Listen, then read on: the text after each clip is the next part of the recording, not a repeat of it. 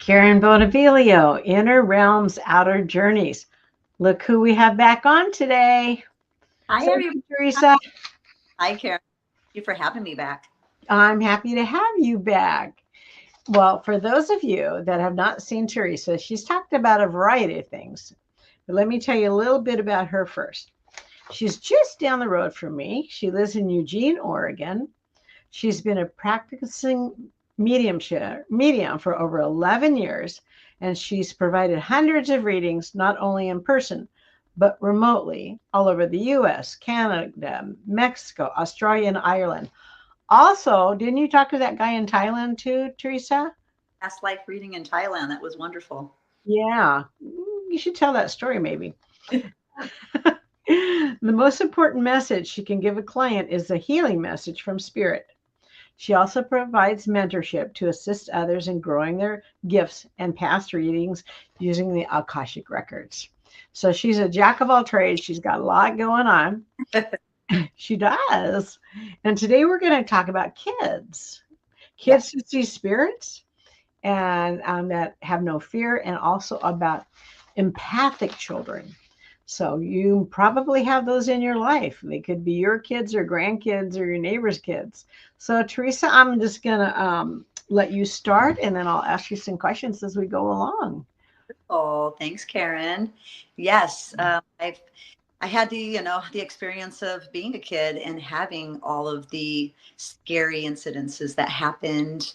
My feet being played with, shadows in my doorway, spirits talking with me and trying to get my attention. I spent a lot of times under my blanket, you know, my eye. Mhm. And so I've had that. And then I had a daughter who had the same experience. So I've had a lot of experiences through the years just in my own family. Um, when you experienced it as a child, did you talk to your mom or your parents about what was going on, or did you just keep that inside for yourself? I tried, but I was in a household with single mom with 4 kids, very low income. My mom was gone all day working. There was no, Oh, I couldn't talk to about it with my teachers or anything like that. For the most part, I was a very normal child. I got good grades in school. I really paid attention, but come the nighttime, that's when I was just in my alone world. wasn't that kind of fearful for you because you had no one to bounce it off of? Yeah, I really didn't. I got teased from my sisters, and they didn't mean to. And my brother was too young to understand. But I knew things that other people didn't know, and said things that I probably shouldn't have. Probably freaked people out, but it was just the way I felt, and I couldn't help it. I was a kid, but I always felt different. Yeah, you wanted to be understood and you wanted to know what was going on. Yes, Yeah. absolutely. Well, that's good. So, if you have a child that's seeing spirits, what's the first thing a parent or a caregiver should do? Listen, Not ignore like what listen happened to you. to them and let them say what they're feeling, and just be positive to them and say, I understand, that you're seeing these things and I don't, but that doesn't mean that what you're seeing isn't real. Let's Mm. Can you draw me a picture of it? Can you tell me exactly the feeling in your stomach? Can you tell me what time of night it was it when you just went to bed? Be very specific with the question so they know you are really listening. That's excellent advice. And drawing a picture of it is a really nice way for them to express too. Yes, I That's really good. More comforting. think. Can be very comforting. I think if you approach it with love instead of fear, they're going to approach it with the acknowledgement that, oh, okay, I don't have to be afraid of this. And Right. And they just know what they're experiencing, know what they're saying, and just want to answer yeah, about it. and the greatest thing to do for them is say, hey, you know what? Other kids are like this too. And you're not alone in this. It's just I don't have an understanding of it. Being the parent, talking to the child, the parent could say, I don't have an understanding of it, but doesn't mean what you're seeing isn't real. That's amazing that you have this gift. That's so awesome. I wish I did. Mhm. Let's find out more ways to help you. Really build that up with them. That's a great idea. Um, how do you distinguish with a child's imagination and their intuitive and spiritual experiences? I would say the consistency of how often they're seeing it. There is some kids that probably do have a great imagination. They saw a movie and all of a sudden they're having a dream and it's getting into their imagination and they're waking up scared. But if it's they don't want to be in their room, maybe in the daytime to play with their toys or to go to the bathroom by themselves in the daytime, the nighttime, there's something consistently going on, and that's when you can investigate. Okay, okay. So when the children see spirit and they're fearful, um, how do you handle the fear? Removing the They might wake up crying, or how do you handle that? removing the fear is all about empowerment in the first place. So if you empower them and let them know, like, hey, you can tell them to go away. They're like, I can? Yes. And that all have a bubble inside of us, a protective bubble, and we have to call upon that bubble and that light that we all have inside of us. When you empower kids with those tools, they know to draw from it. I just got to go to a home over the weekend. I had a gal reach out to me and she says, hey, you were at my house many, many years ago. And we stayed in contact. So I knew who was calling me, who was contacting me. And I had gone to see them, gosh, it was 7 or 8 years ago. So, the little girl's 11 now, where before Oh, way different scenario when you're 11. And so I went in, I brought my sage. I determined, the feeling in the house. Definitely felt more energy in her room than I did anywhere else. I asked permission to sage the home, and I showed them how to sage, it's all about the intention. And I gave the little girl some thoughts for the nighttime of like, when you start to, when you start to see things, what's the feeling? And she goes, I get the worst stomach ache. I can feel it. They're coming in my room, and it's very consistent spirit. It's a woman in white, she calls her. And she just stares at her. And I said, why don't you ask her what she wants? Sometimes you can hear them verbally. Maybe she understand her verbally or internally. But she says, I've been too afraid. And I said, and that's okay. If you're not able to ask that question, that's okay. But know that you can tell her, I'm too young for this and you're really bothering my space. I need you to leave my room now. And she's like, I can say that. And I said, yes, you can. It's your room. It's your body. It's your space. Spirit will listen. You have to be consistent with them, and you have to have a clear boundary. So this girl that you're talking to, did I hear this correctly? She's 11 years old right now? Yes. That you're giving her that advice. Okay, well, that gives her power. Yes. That she has some control, and that spirit is not in control. So that was recently. So you don't know how it's going with her now? It was Saturday, and I called on Sunday and asked how it was going. And she says, she still ended up in my bed last night, but you could tell that she was trying to bring it out. But she said, my stomach doesn't hurt as much as it usually does. Good. The little baby steps count. It won't be overnight. And that's what you need to remember. It's the consistency. The one thing I always tell parents, though, to not do is to don't put a little bottle of Monster spray on the side of the bed. You're showing kids that there's such things as monsters. And for the most part, when they're visited by spirit, that's just their family members loving on them, or somebody that used to live in the house. And they're just visiting. They're not doing anything wrong, but they are invading their space. And to the kid, that is wrong. But to just use their own power from within, put their hand out and say, you need to go away. You need to leave me alone. I'm too young for this. And have that voice. I never used a Monster spray with my kids. And then, I don't know. I never heard of that, but I guess parents do that. That's what they think is going to work to make their kids feel better. Pretty much just in the kid's mind says, oh, there's such things as monsters, and now I can't sleep. Right. And these are not monsters that are coming into their space at all. Yeah, that's interesting. I like it that you're empowering the child. And if her tummy hurt, would that be fear? Yes, I think for the most part it's fear, and it's just knowing that she's seeing something that other people aren't, and it just gives you this. My stomach hurt all the time. My daughter's stomach hurt all the time. We went through so many Tums. Oh, really? So I know the symptoms of it. And so when she says my tummy hurts, and sometimes the clothes get really uncomfortable, and and it's just their body's reacting to something very viscerally from what they're seeing. Mm-hmm. Mm-hmm. Oh, that's so interesting. Oh my gosh. Okay. Um, are there some other ways that parents can help with healthy boundaries with the spiritual energies? Because that spirit came back to her. What would you suggest to that child Yeah, that's or mom or whatever? very consistent in her life for a long time. So bring the whole family in on more energetic energy. That there's the energetic push in the family, the better, the stronger it is. So if mom and dad unite, if a sister or an aunt may be present, for all of them to say, this is sacred space. You need to leave this child alone. And that energy in the family pushes it out. It's even stronger. And sage as often as you can, and let them know, hey, you're just not welcome here. And it could be a grandmother energy. It could be a neighbor that passed away. But if the child is uncomfortable, they're not welcome there.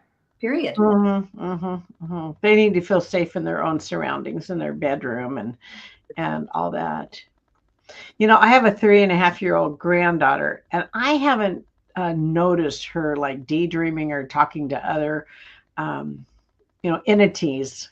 I'm just hoping that starts growing in her too. Yeah, it's so amazing. It's a beautiful gift, and I love watching it envelop in children. But when it starts to cause problems in school or with their friends, or they're not sleeping, that's when we need to put the boundaries up. Exactly. Well, you're gonna have to keep me updated on that child. I want to know what happens with. Um, do you approach that with her that this is a gift, that this is a gift that many people, that everybody has, to be I able to see spirit? Yeah, she knows I'm a medium, and so that helped because I've been in communication with the mom for years, and so she knew me coming in what to expect. But I sat with her for about a half hour before we did anything, and I just told her about how she's very strong, and this is a beautiful gift that she has, and that not a lot of people have it. And it's like seeing the world with a different set of glasses that only we can see. And I said, that's a special thing. And don't think of it as a curse, because once you understand it and you can tell them to go away, it can be a beautiful development of your gifts. And later on in life, she could be doing what I'm doing, or she could tell the spirit world, no thank you, I don't want to. But she's Right. when I was telling her that, you could tell that she was just like, this is cool. And she's also an empathic little girl. And so, with that gift, the empathic ability really is usually there. Not everybody's an empathic who sees spirit. But the other reason that she is overwhelmed is she holds a lot of energy for others. And that's what empathic is. And so, Let's talk about the empathic yeah. child. Yeah. So hold that in the conversation with her as well, so that she'd understand. And I go, your role in this world is really important. And she looked at me, and I said, empathic hold energy for others where they can't hold it for themselves. But we have the ability to say, oh, it's too heavy, I'm dropping it. And we release it. And our body naturally knows how to do that by grounding and setting up boundaries. And said, I have a feeling you're a little girl who all your friends come to for advice. And her eyes got really big. And she looked at her mom, and mom told me just the other night her friend called her because there was talk of suicide on to an 11-year-old girl. That's what just went through my mind. An 11-year-old girl, one of her friends. I said, you felt very Oh empowered. gosh. Yeah. I said, you felt very empowered to help her, didn't you? And she says, I did. I did. And I said, and it's because, Oh gosh, Teresa. like, Sorry, I'm getting really cold over here. and empathic people like us, we can help save the world. And I believe that's why we are empathic. And that's why we do hold space for people. And Would you define for the audience what empathic is, please? so an empathic person is one that feels everybody's energy in their environment. We also feel the energy of trees. We feel the energy of the ocean, of the grass. We're very in tune with nature. We just feel so much around us. So empathic people are usually highly anxiety filled because they really think that it's their energy. that they're feeling, when instead they just walked into a grocery store and they were perfectly fine prior to it. So that's how Right. you tell if there's an empathic ability, because you woke up feeling fine, you went to the store, and all of a sudden you're like, I got to get out of here. Got to get out of here. Yeah. You're starting to get, your clothes are getting itchy on you. You're starting to, like, the tags are getting bothering you. Your stomach hurts. You're holding space for other people. You're holding their energy. So before you walk into an area, that action all around you, and keep that energy out. But empathic people, are the ones where people come to a lot, like this little girl. I can't tell you how many of my friends back in school I was the one. I was the one. And so I took on a lot of energy that did not belong to me. But for some, because that's what the universe chose. But did you have fear around that being having the children come to you, or was that more comforting that you could help them? I think it was more comforting. When I was growing up, I felt like I was needed. And so Mm-hmm.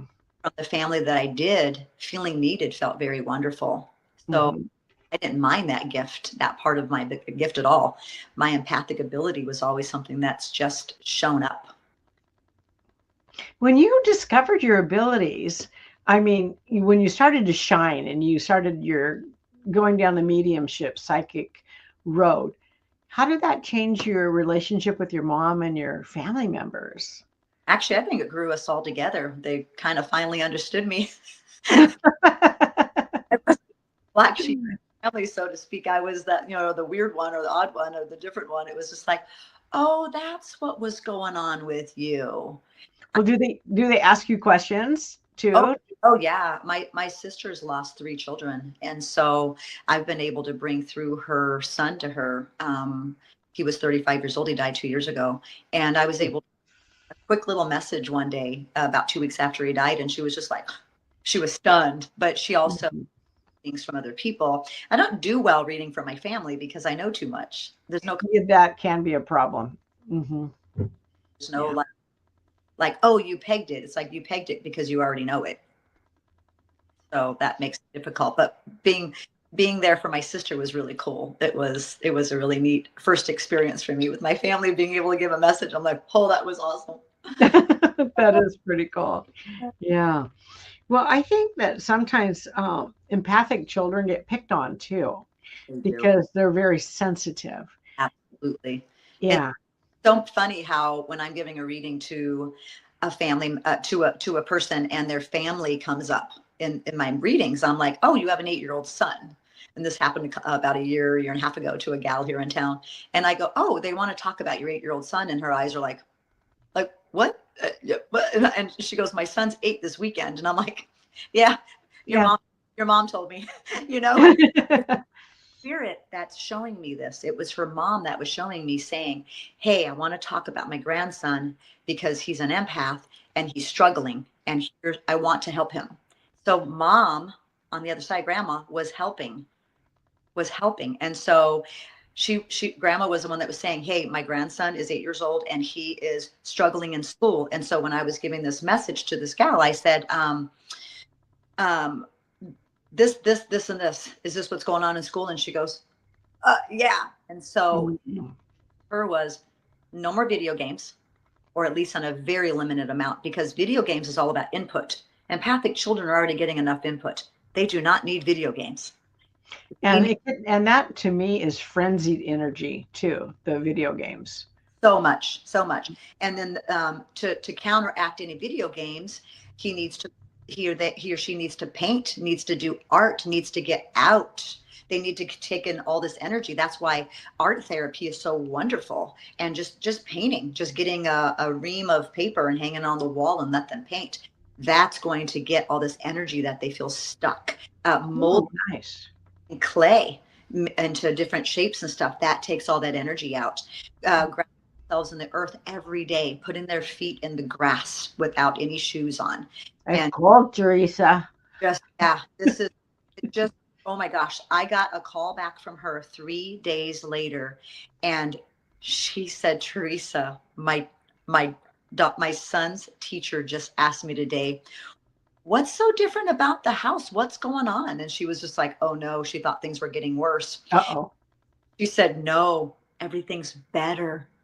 Like he started taking Himalayan salt baths at night.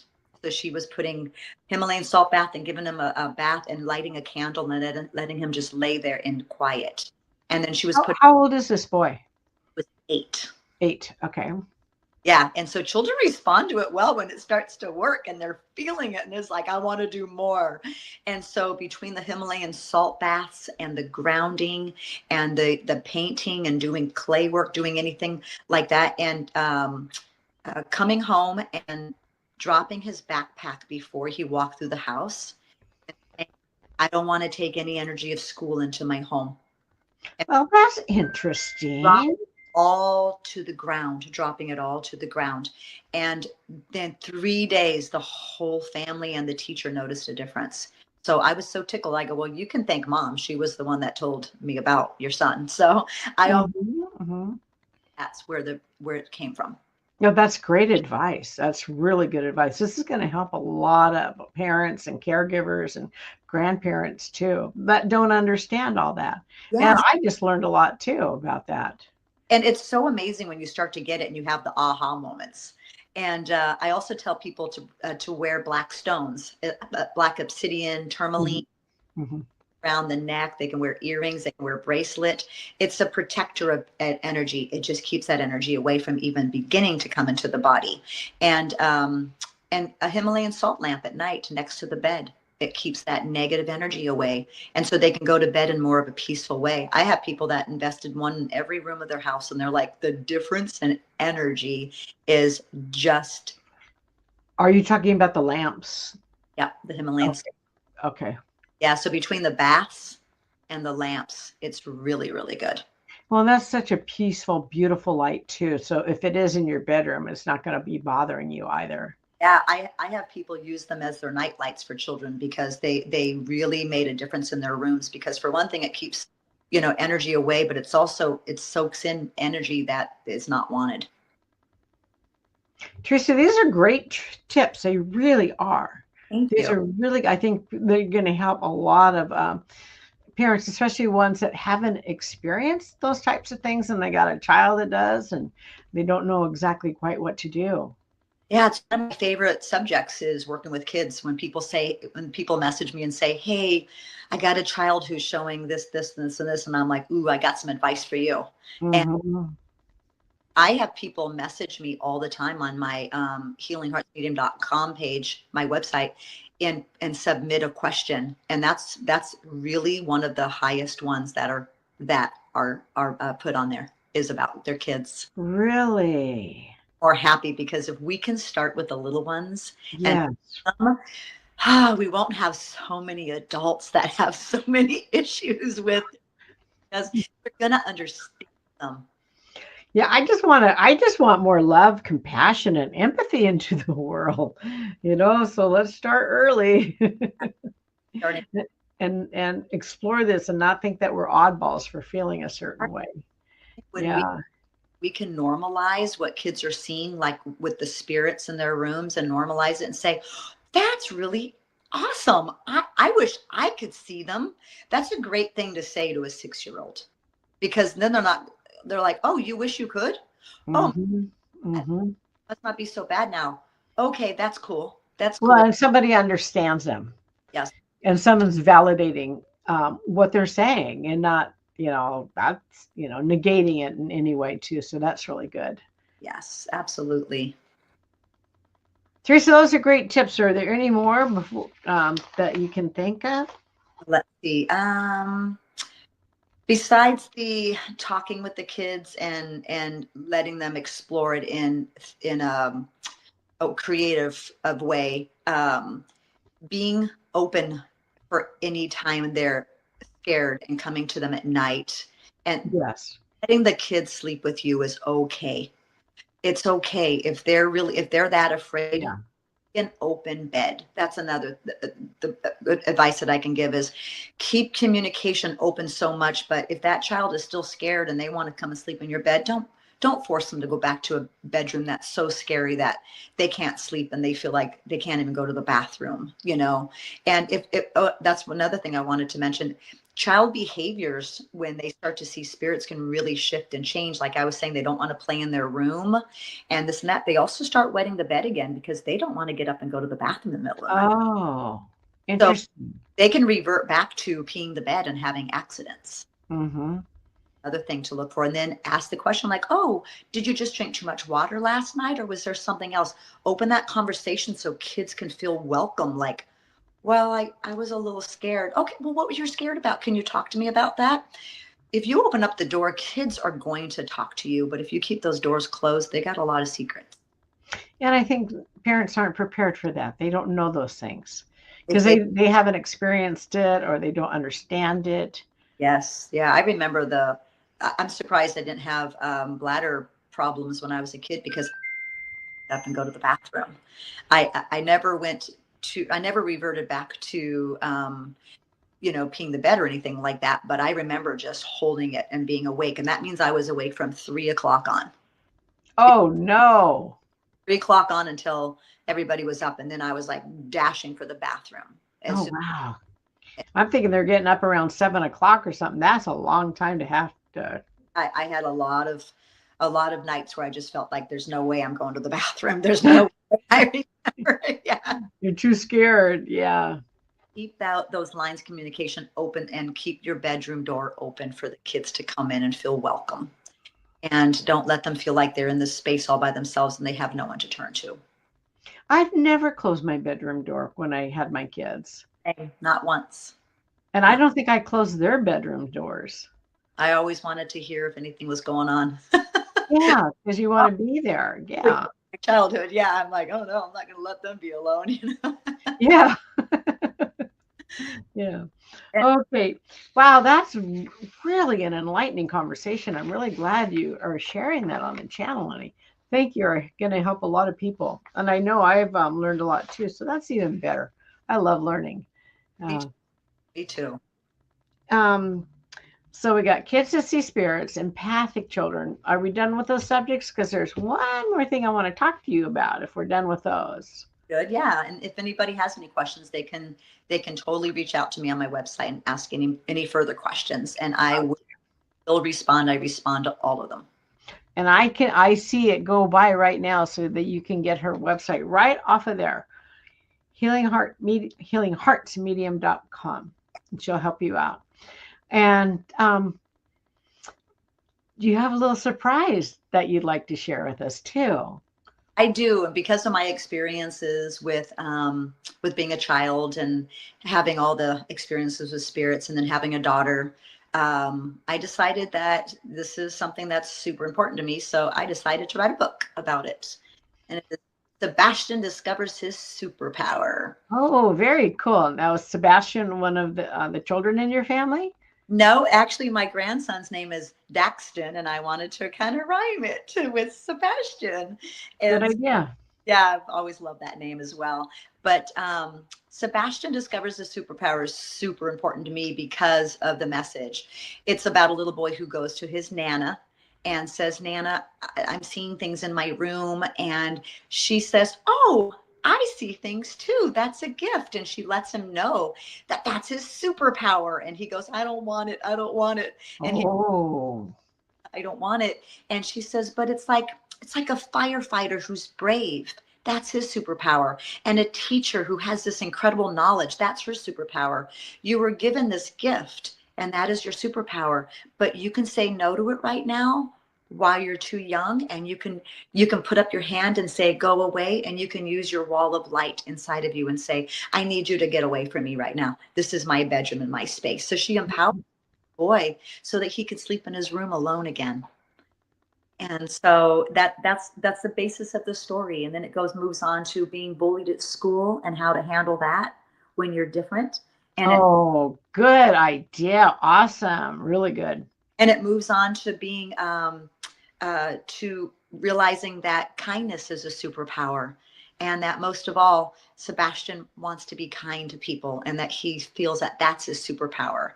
And so I wrote this book for children like myself, my daughter, and all the other little girls and boys out there who are struggling right now with this gift, because it is a gift. And I want to make sure parents know this so they don't treat it like it's the plague. It's something that, oh my gosh, that's a darkness in our family, because it's not.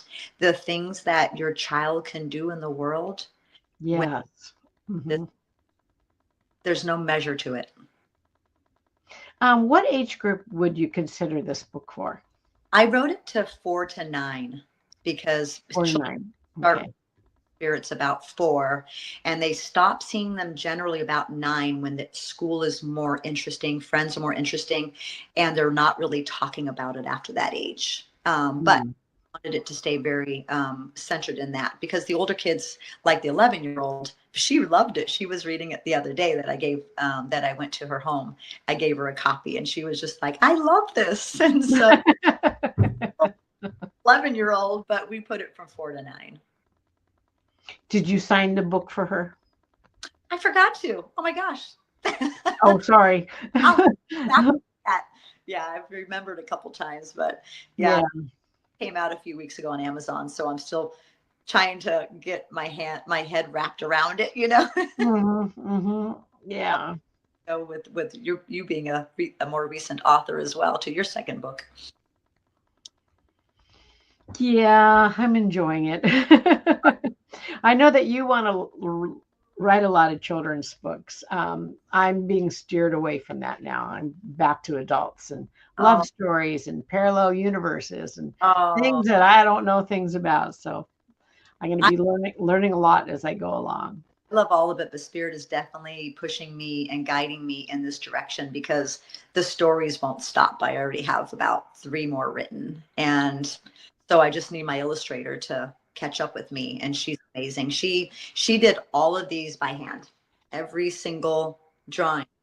Nothing was done on the computer. Every single drawing was by hand. This is little Sebastian telling the spirits to go away. Oh, that's nice. That's very cute.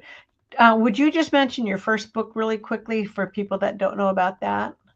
First book was just a gift of love for my daughter who lost a child. And so I have my first granddaughter in spirit, and her name is Adelie. So Adelie came to me and said, Nana, I'm going to be a big sister, and my mommy's going to have a baby brother. And it didn't happen for another year plus. So this was knowledge with her. So it was kind of cool to have the secret of knowing that I know that I was going to have a little grandson, which I do. He's 2 now. Is his name Sebastian? Daxton, Daxton, Daxton. Oh, Daxton. Yeah. Okay. And so Adelie, I decided to write the book for her, and it's Adelie, the Angel Becomes a Sister. Yeah. And that's available on Amazon too. It's a story about loss, and about how even after her passing away, how she's still there, just in a different way, that she's in our family every single day as an angel. That's beautiful. Well, you're just going to have a whole collection that people can have on their bookshelf, which is really nice. Hey, can't wait. And then they can use those books when they're adults and have children, because the message will not change. Message will not change. And all my books are going to be a message of love from Spirit, and a message about how, you know, our gifts are really part of us, and that we should embrace them and love them instead of being fearful of them. Right, right. Well, when parents don't understand, they don't know how to help, and they don't know where to turn either. So this is a really good informational video that we made. Really, it is. I hope everybody enjoyed, and I appreciate you, Karen.